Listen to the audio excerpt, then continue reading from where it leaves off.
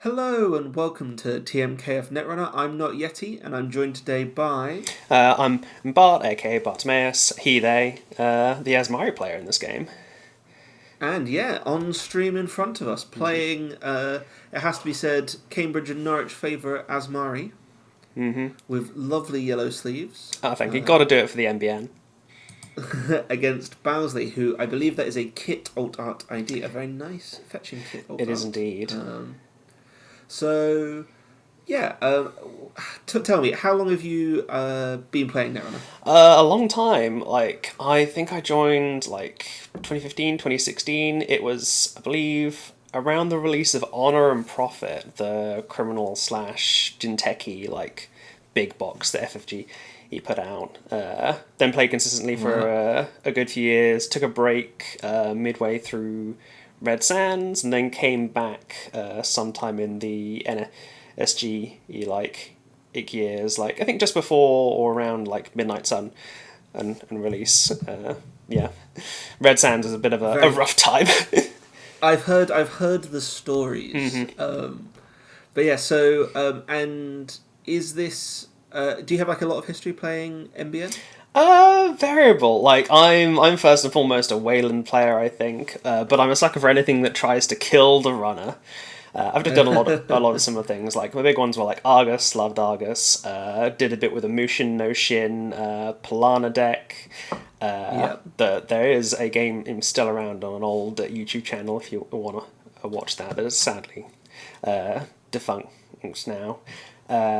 But yeah, so I've come around to Azmari because this is kind of the thing we played at EMEA. We all loved it. It did really well both then and on the day. People are definitely getting used to it though. Yes, and there are a few changes. I think you're playing kind of the competitively hollow version of the list, the one that's playing red level clearance. Is that right? 1 spike, 1 red level clearance, 1 dupe stand, and ice, which is the other main changes on Mess and Chestfo instead of Piranhas, and it's on F2P instead of Unsmiling Sarevna.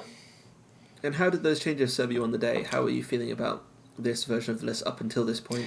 I think it's been pretty good overall. There were definitely some challenging games on the day, but I had a sort of lucky, but also a slightly unfortunate start as I went against a brand new player game one, and me and I think everyone on the tables beside me were like, "Oh no, this poor guy."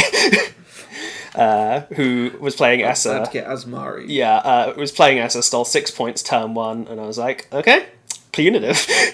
I was like, and then I ran through everything. I was like, okay, there's a few others around it today. Let's go through. Here's how it works. Here's how you try and avoid it dying. Here's what not to do. Yeah, exactly. But apart from that, because it's single sided, of course, I didn't play it too much, and it's been a while. We saw in a previous video. Yes, the other kit game against Cable Carnage, which was also against Kit, in which you were essentially robbed of the victory. Yeah, well, I did make one key mistake in that game, which is before I got Bernard losing a Spin Doctor, I had discarded a Spin Doctor.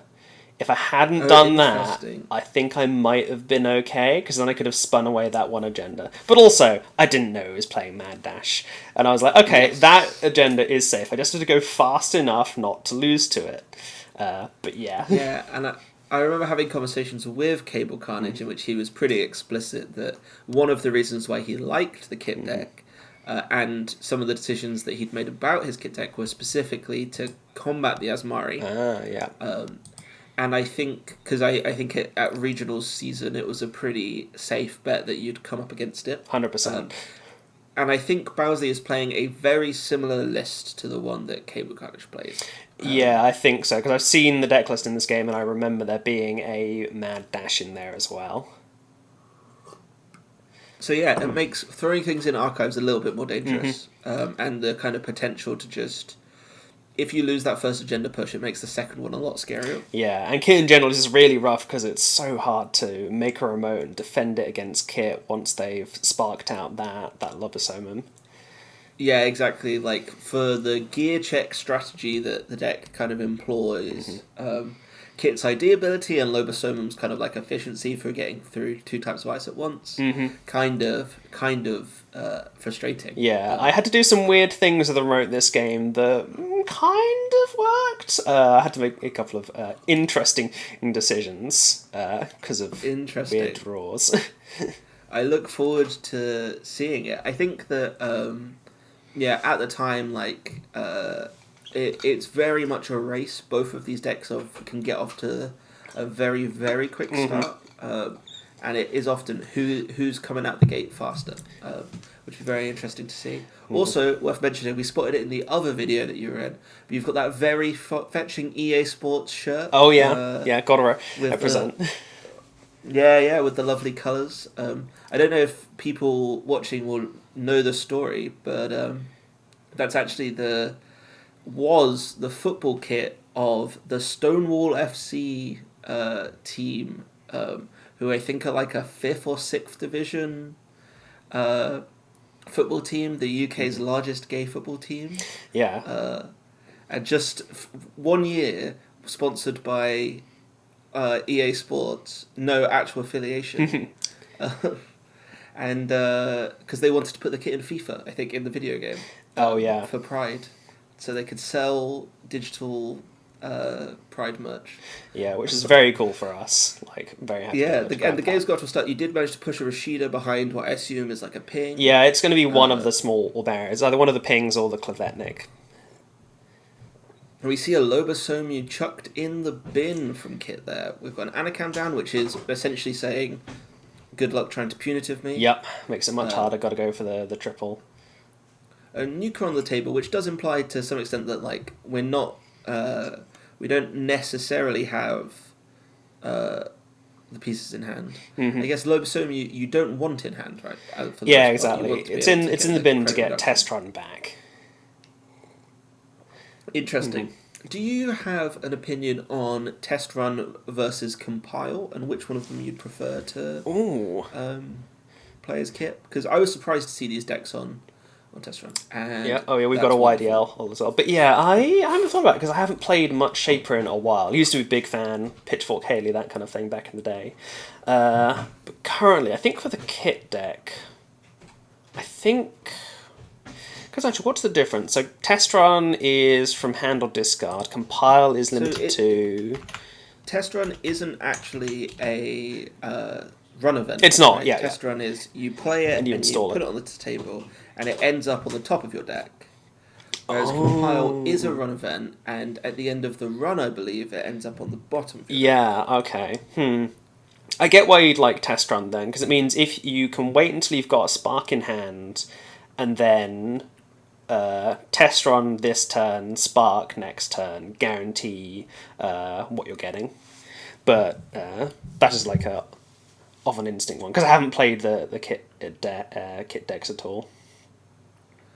Interestingly, I spot in your hand 2 punitive counterstrike. Yep. Now, with the credit differentials being what they are, there's a world in which they can become relevant, but the Anacam does frustrate that. It makes it a problem. Yeah, like there is a world where maybe I don't trash them it, but I think it's highly unlikely. I think at the time I was thinking more of like I can get the 3rd punitive or do a shuffle back and try for something.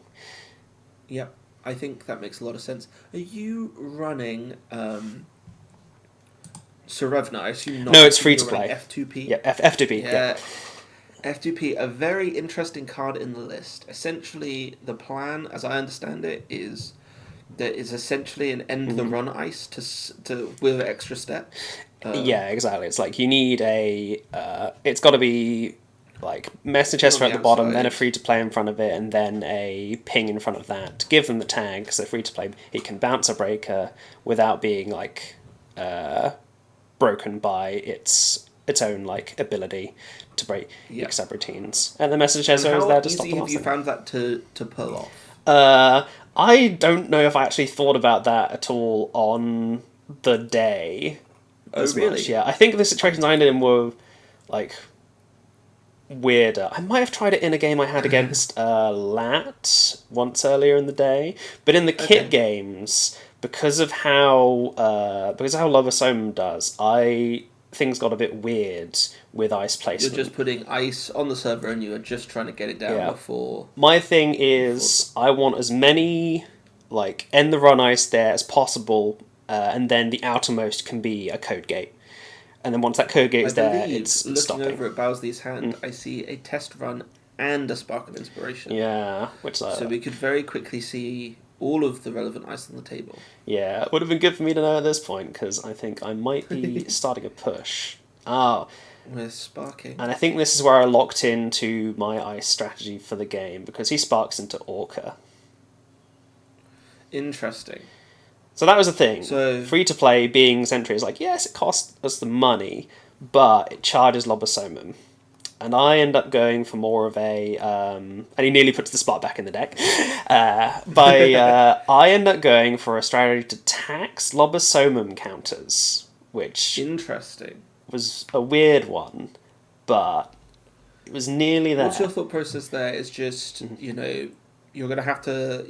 These breakers are too efficient. Mm-hmm. You don't think you're going to win the rushing them out game, but you might, through some combination of being able to outmoney them and tax the Lobosomus, you might just be able to get a board state where you do get a window to do a safe push. Exactly. It's like, because if you have 3 ice on the remote, you got Code Gate on the outside, then 2 barriers behind it. Lobosomum comes down with a counter, breaks the Animus Code Gate, goes to 2 counters, then has the counters to break the 2 barriers, but then can't do it again.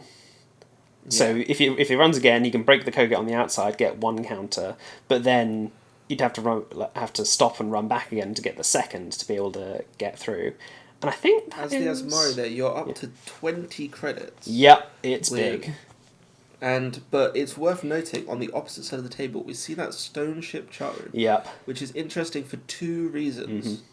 Firstly, it helps to avoid punitive counter-strike. Like the Anacam plus the stone ship can mean that the runner could effectively have 8 cards in hand. Yep. And also, it can be used to charge Lobosomu, which is a much more niche line. But I have seen come up.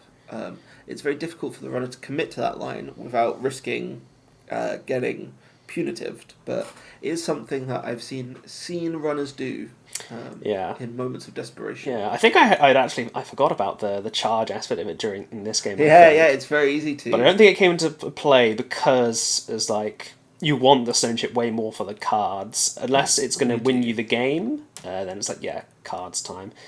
And in a semi-finals game in Sheffield, Azmari versus Kit, Kikai was playing the Azmari versus Cursor, who was playing the Kit, and Cursor ended up charging the Lobosomu to get through something like 4 barriers and on a trick shot. It was something else. It was unexpected to me, but a very, very impressive line. 26 credits. Yeah.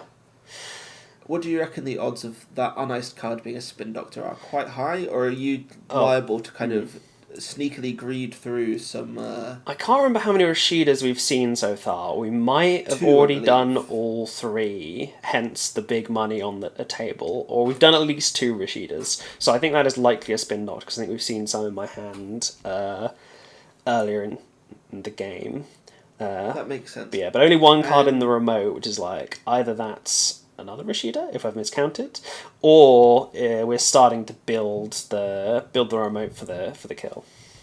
Nice. I think that it's probably the case in this game that you're yet to see one of your actual combo kill pieces. I think so. The nearest spike or the Jubstad, because that's normally the limiting factor. Maybe you haven't seen the re-education, but it depends. Yeah, I think this might have been a re-education starved game, because you'll see at one point I do some stuff with pushing agendas that end up getting trashed without scoring because it's not re-education.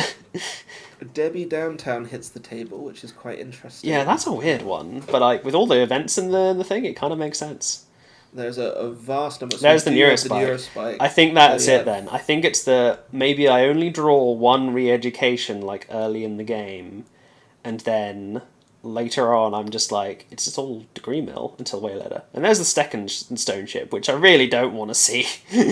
Yeah, this does give a lot of flexibility, but but as Bowlsley, I think you just have to respect that right now, as the Corp, you don't appear to like have it, and so we just need to make sure we've got a big pile of money, make sure that we can keep drawing to get that spark of inspiration for when we are going to want it. I do see the third Rashida in hand, which may well get installed here. Yeah, so I'm pretty sure that's probably an upgrade in the remote. And you draw into the re-education, which I think is exactly what you wanted there. This might be the first push then, because I'm shuffling hand, I'm probably going to drop down. If it's a hollow man on the table, you could install advance here and be threatening the win. I think that is probably what I'm going to do. Or I might be gauging how well Bowlsley can get into the remote before I do that, because I've seen, I think, Lobosome in archives. I'm assuming there's going to be a way to get that back. Yeah, you've got to assume this is turn 5 or 6. You kind of but I gotta push. Think to yourself, they must have something. Yeah. And so you take this, which is the slower play, but I think makes perfect sense. Yeah, I've got the money to do this, so I put a Messner Chesvo in the front, it's 2 barriers, then Messner Chesvo on the outside. Which I think, makes a lot of sense.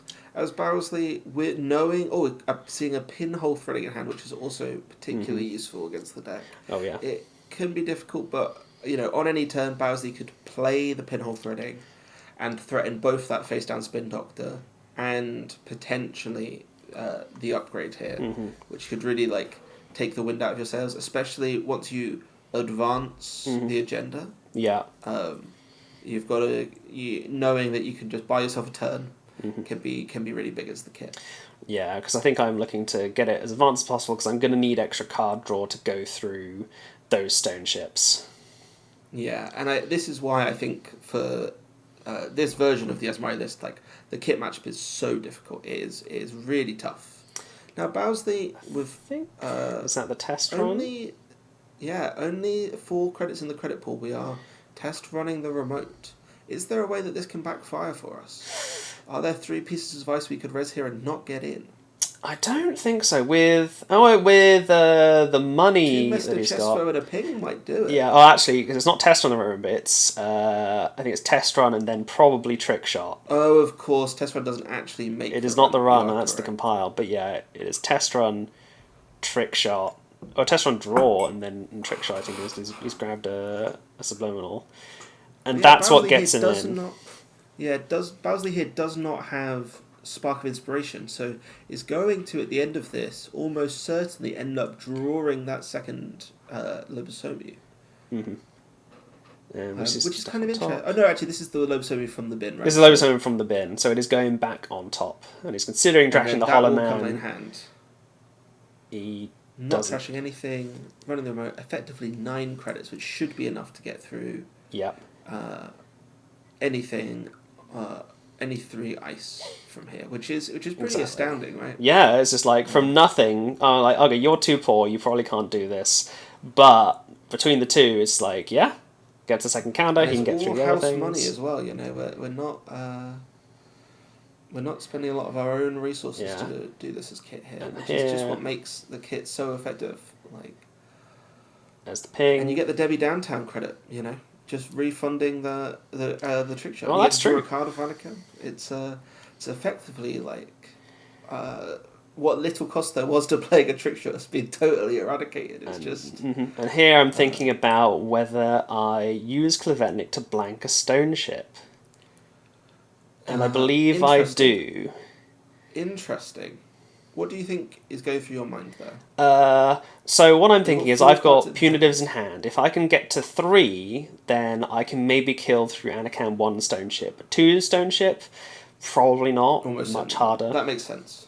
Yeah. So I blank one of the stone ships. I like that. And potentially with the runner floating a tag here, you might have... I'd assumed he was going to clear the tag. I think me resing the Klevetnik might have made him keep the tag, because, one of them is useless anyway. It's interesting. The Lobosomum here being... this is an interesting run here from Bowlsley. Checking the face down. If that was a sneaky agenda that you just put on the table, that could have been disastrous for Bowlsley there. Oh yeah, if you get an Probably extra one. safe to assume not. Yeah, no, too risky for my well. After the previous kit game, I'm definitely playing a bit more cautiously. After getting mad dashed, don't want that to happen again. I have found, and I mean, you're not running. What's the agenda that you're not running called? Is it? Send a message. No, I'm on Degree Mill, which makes those kind of traps a lot harder. But sometimes when you're up against a kit and you're kind of lacking some of the tools, it can be tough. Mm-hmm. And you're shuffling back in a sudden commandment. Clearly seeing here that sudden commandment into predictive planogram by your clickback might well be your best line on this turn. Or potentially sudden into punitives. Yeah, there's all sorts of ways that the sudden commandment would be good for you here. I think it was earlier in the day, I had to play sudden commandment into sudden commandment into planogram, buying a clickback, punitive. It was very silly, but hey, that's the thing the deck can do. It's one of those fun reasons why the deck is so fun to pilot sometimes. It's just your ability to really kind of go off in a single turn. And now burner here, potentially disastrous. A very good, strong play for Bowlsley here, I think. Yeah, and I wonder if... I'm trying to remember if this is a weird mirror to the earlier game, because what does he see? I've got quite a few cards in hand. 7 cards in hand, so potentially just going to miss anything relevant. Yeah, because it's still the same turn, and he has just gone draw, trick shot, sees the punitive. Sees a spin doctor. As his nearest spike. So you've got to expect him to bottom those 2 combo pieces, which is interesting. It gives us a spin doctor. I think he changes his mind. Interesting. I might be misremembering. Ooh. No, I've remembered right. It's because the same kind of thing happened in both games where I lost a spin doctor and it sunk. I wonder if I crossed my wires of this one or the other one, because this one is where I've got a spin doctor. It might be the other one, I just didn't have the third spin. But in this one, I've got a spin on the bottom, and I'm reasonably sure that is it. But the other one is in the bin. The idea here is that Bowlsley is essentially not allowing you to have that shuffle effect. Exactly. He's put the punitive on the bottom, but I can't get it back unless I draw attitude adjustment. Or all of your spin doctors out at this point? Or? If memory-wise, I think the third one might be in the bin, because I've used one. Oh, wow. It's because I think in both the kit games, I drew too many spins, and I was like, I've got to get rid of one, because you overdraw so much, and it's like, okay. And I didn't spin one of the spins back. So we do have 2 planogram in hand, and we are floating this tag. Click 1, we are trashing the stone ship, which I think is pretty good. Yeah, and then I was thinking, can I kill or do some damage? Yeah, it's an interesting question. Because here's here's the interesting thing about test run and Anacam is that I believe the test run resolves to put the card back on top, and then you draw it. Immediately draw it. So I know there's a Lobosomum in hand. Yeah. No, that can't be true, because test run is that it stays on the table to the end of the turn. Oh right, then. But we're almost in almost. Oh no, there's the Lobosomum. He's drawn it now. Yeah. Cool, but I know now that he has drawn it. Yeah, which is an interesting position to be in. Yeah, so I trashed both the stone ships because I'm like, okay, this will make it easier to kill in future. I've got the money for it. I've done the calculation of like, okay, I can make it because I've rezzed all the ice already, so I don't need that much more money. If he plays another event, I'm good. Yeah, I think that's a very sound way of thinking about it. Because here are 16 credits for this 3 ice res on the remote. Mm-hmm. If you had an agenda now, like pushing it would not be a bad idea. Mm-hmm. And resolving a Rashida, you might well get it. Yeah, that's what we're going for. And I think looks like we did get it and a YDL. I think we got the Degree Mill. Oh really? Mm-hmm. They are quite similar art-wise. Yeah, that is the downside of MBN. There's a Degree Mill. There's 2 agendas in hand. I don't know if they're both Degree Mill. I think they're both Degree Mill. Interesting. But obviously, You've still got all hard to those tell. Platycabs. They are both degree mill. You are correct. Mm-hmm. Yeah, but you have so many powerful cards, right? That any other deck would be dying to play right now. I think the two predicted planograms. Imagine telling a Magic the Gathering player that you got to play two of those in a single turn. Exactly. But as we like to spend all that money on bouncing back again, I'm like, yeah, sure, we'll get more. Make sure that we can multi-punitive if I get the chance again. I'm kind of hoping for that attitude adjustment. Credits. Yep. Yeah. And without a Spin Doctor and potentially without like the hope of a Spin Doctor, these Dreamers are potentially a liability. Exactly. But with Trashing the Stone Ships and with how few cards Kit is able to install, having a steel degree mill is actually quite hard for a Kit. Yeah, it's one of the ones where degree mill kind of does some of the best work. But it's like if you've got to lose the Anacam to get the degree mill, that makes you vulnerable. And so, are you thinking about installing a degree mill as a fake? Yes. In order to tax out Lobosomium counters to kind of force Bowlsley to kind of tip his hand here. Exactly. It is. It's like I said before. I'm getting the planogram to see what I can get. Can I get the re-education, the next re-education? Because I feel like I can maybe try a push again.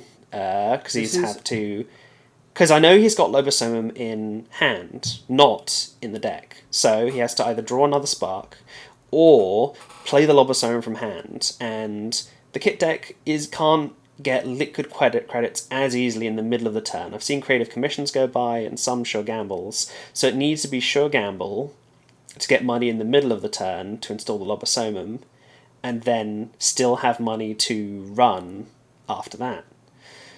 So it's I think it's that I'm digging. I could definitely believe it. Unless that is 3 degree mill in hand, which I think it might be. It's 3 degree mill in hand. Unfortunate. Oh, that's why I was like, attitude adjustment, please. But that's what I go with. Definitely. I install the degree mill. So we've gone like YDL, install degree mill, and then we're figuring out what to get rid of. This is what I tend to do in my Azmari games. Like make 2 piles. Like, okay, what do I have to keep? What am I keeping? What has to go? Yeah. What can I afford to let go? And it's the hardest decisions. Like, the games have fewer turns, but each one has so many decision points when you end up with, like, a quarter of your deck in your hand at a time. Yeah. I mean, just look at this. You've got something like 10 cards, and some difficult discarding decisions. Yeah, exactly. As you'll be going through your head at the moment, you know those can lose you the game. So yeah, so we're mostly going to get rid of Ice because at this point I've committed to the tax out any Lobosomium that comes out. It can get you through once, but it can't get you through again. Yeah, and I mean, there's a world in which you could score a degree mill on top of the Dupestad grid here, like probably not for the kill, but it can really turn the punitive threat back on. That's true. So let's see, we've got money coming in for both sides. Yeah. I think he said that money for me doesn't really matter. It's all about how much he has, because it's because he knows there's one punitive sitting out of the game. Yeah. And which card do you access his Bowlsley? I think you know that the bottom card is an upgrade. Yeah. I think you might even know it's a Spin Doctor. Sorry, a Hollow Man. Yep. And trashes it. Makes sense. Which is kind of probably put a bit of a smile on your face because you know that he didn't learn about your deception. Oh yeah, that it's not the agenda you might expect it to be, the dangerous one.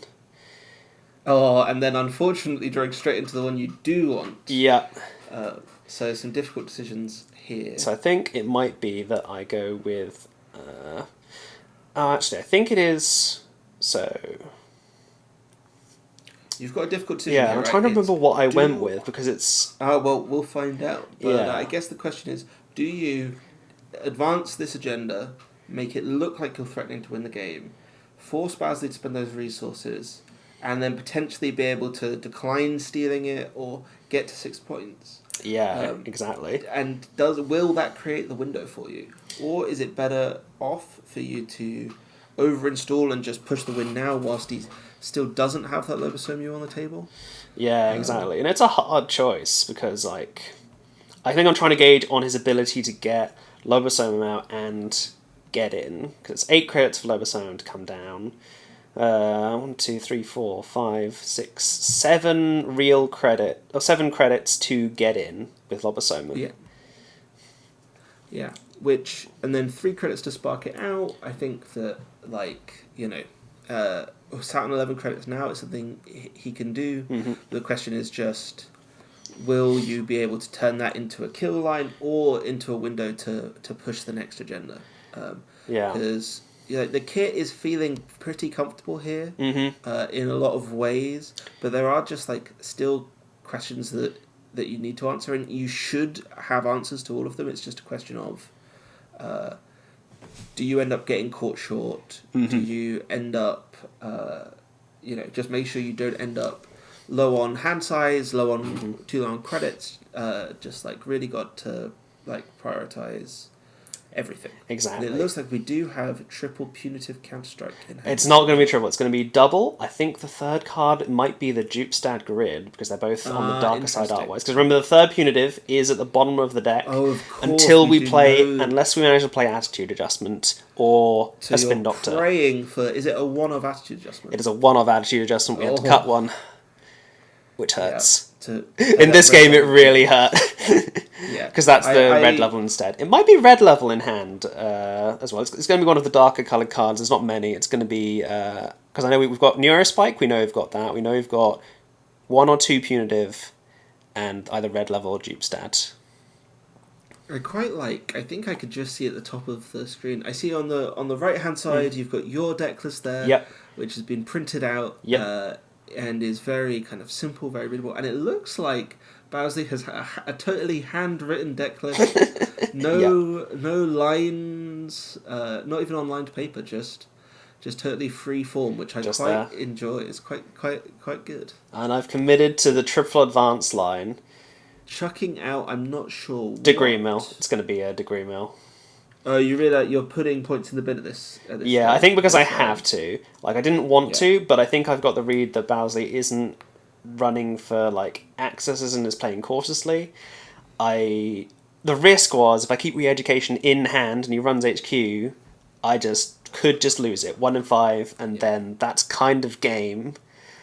Because 2 Re-Educations down, it's really unlikely you're going to sneak the third by. He just has to wait at that point.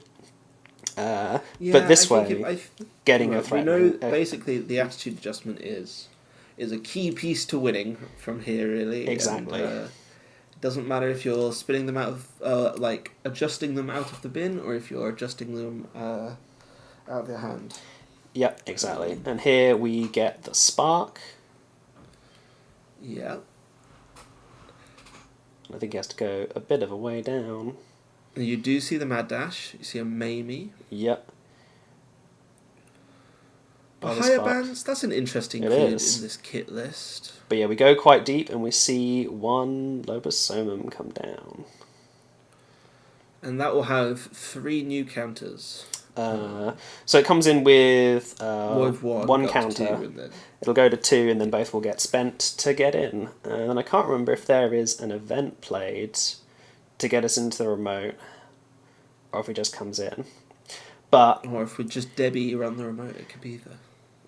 But yeah, I'm very happy, I think, that I've gone with the triple advance, the degree mill, because it's paying off, it's getting him in. Yeah.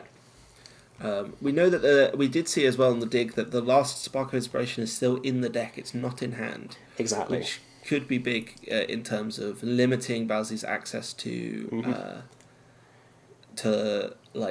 replacing this Lobosomu. And I think it informs my play over the next couple of turns, which I'll explain when we get to it.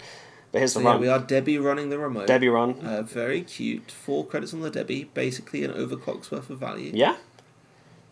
And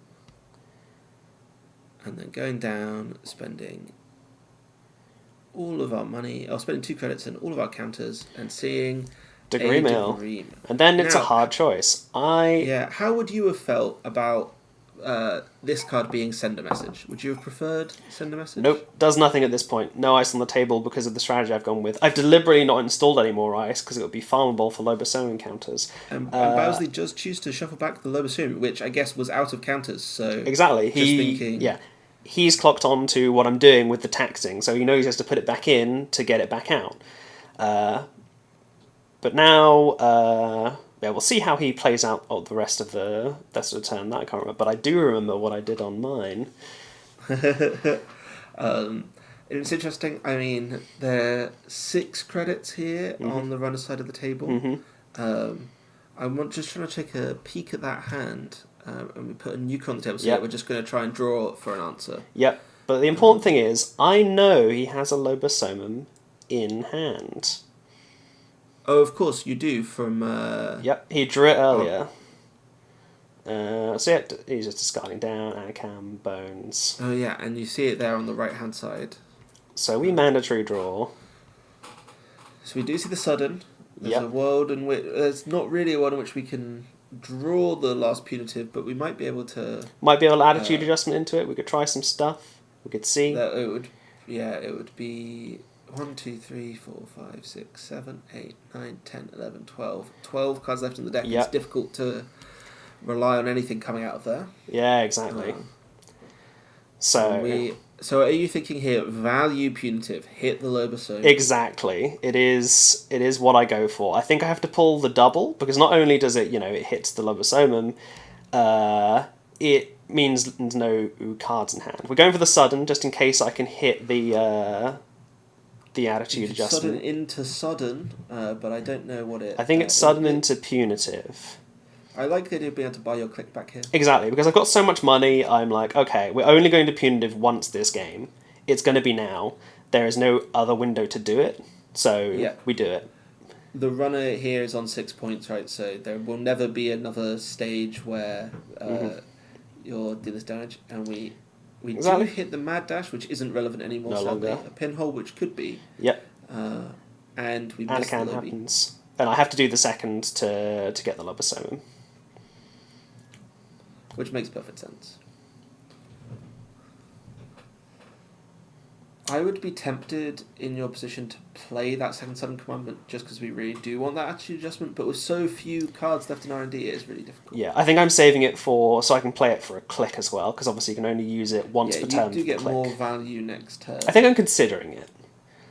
I think Bowlsley probably knows that he's in a position where he could just win on centrals from here on out, especially if he doesn't find that Lobosoman. Yeah, he just had to find them. Oh, I do go for it, okay. Doing the dig because I got the extra click. You do not see the attitude adjustment. Yeah, which is unfortunate. Denying you. And we just punitive. Yeah, I think this is a heads up play. It is. That Lobosoman. Like, this is a very narrow line of like, okay, maybe I can do it. It has to be. Because what he has to do is he has to draw the spark and not the Lobosoman because of how little money he's on. Again, he's got to spark into it. And then have the trick shot without drawing the Lobby. Like, if you draw these things in the wrong order, it could be a real issue. Yep. But yeah, I've just gone for punitive, re-end click, install advance. Very disgusting being able to do that. But what he draws is trick shot, sure gamble, spark. Which is probably the best hand that you could possibly draw right now. And he knows the only advanceable things... Guaranteed to win the game from here. The only advanceable things in the deck are agendas, so he knows he's got it. He's thinking about it, he's checking in, but... God, you've got to feel pretty good about that Nuka draw, eh? That's he did say afterwards, it was like, oh, that was very lucky. And it's like, yeah, if he hadn't gone the trick shot, I don't know if he could have done it. You don't necessarily win next turn, though, right? I don't know. Maybe with the RLC you have a line? I don't know, actually. I think I got to slow roll it. Like, but obviously, because with Nuka gone, he's got to draw slowly for things. Yeah. And I could always put down, like, maybe another last click, trick shot, nice. Yep. Does he just steal 2 off the top in a funny twist of fate? I don't think so. Sees a sudden, which you would have... I think you might have actually had the kill next turn if you hadn't won here, because you could have sudden commandment into Sudden Jupster. commandment into RLC, install the Jupestad, and have 4 clicks to advance. But it would be the niche line. So that's you out of the cut. It is Barnsley going on to the finals. Yeah, it was a very weird game, but it was a good game. I'll see if I reveal what I had in archives. Because if how we see many if there's points were just sat there. yeah, see, because there's one agreement at least. I don't, and I'll see if we have spin there and what's in the deck. But it was a really well played game by Bowlsley. Yeah. Like, but yeah, it was definitely a very strange one. Playing against Kit and Shaper in general is always like a very knife edge thing because they've got all the tools, and they've got all the kind of kill protection. Yeah, it's just a question. Yeah, there's the spin. There's the spin of regret. I can't remember if I did the same in the last game or if I had just, forgotten about it. Or in the last one that we saw on stream, it was just that I left the agenda there because I thought it was safe. Yeah, makes perfect sense. Yeah. But yeah, the attitude is a few more cards down, entirely without it. Yeah. I think it might have been that I had 3 punitive when I got Bernard, and that saved Bowlsley from the kill on the first steal. Makes perfect sense, and like the Kit deck is, I think when shortly after Rebellion About Rehearsal came out, it was one of the first decks that people really jumped on and started playing, and it kind of like fell off in fashion a little bit. Like people were kind of, I wouldn't say down on the deck, but definitely thought that it was like a bit more new player friendly. It didn't necessarily have the staying power, and I think that's been proven wrong. Right, it definitely is one of the decks to contend with. 100%. Like Shaper in general is up there. Come out after like Worlds is over, right? And whilst I don't think I have Kit at the top of my list, it's like if Kit won Worlds, I wouldn't necessarily be like flabbergasted. It wouldn't be the biggest surprise to me. But yeah, so thank you for coming on to join me for the commentary, even though that may have been a tough game to watch back. No problem. It was good to see because I feel like I made good decisions, and seeing the last thing in, it's like that was low odds. So we're fine with where it ended up. It was just like variance that day was not for me. And you did get to the top 4, so you should be exactly. I got to get revenge on Cable Carnage with my runner deck. Spark 45S did great work on the day. Oh wow! Very nice, very nice. And yeah, if you've got this far, thank you very much for watching. Buy your tickets for UK Nationals now. Set to be the best Netrunner event of the year, bar none. So looking forward to it. Watching, and we'll see you in the finals. See ya. Have a good one.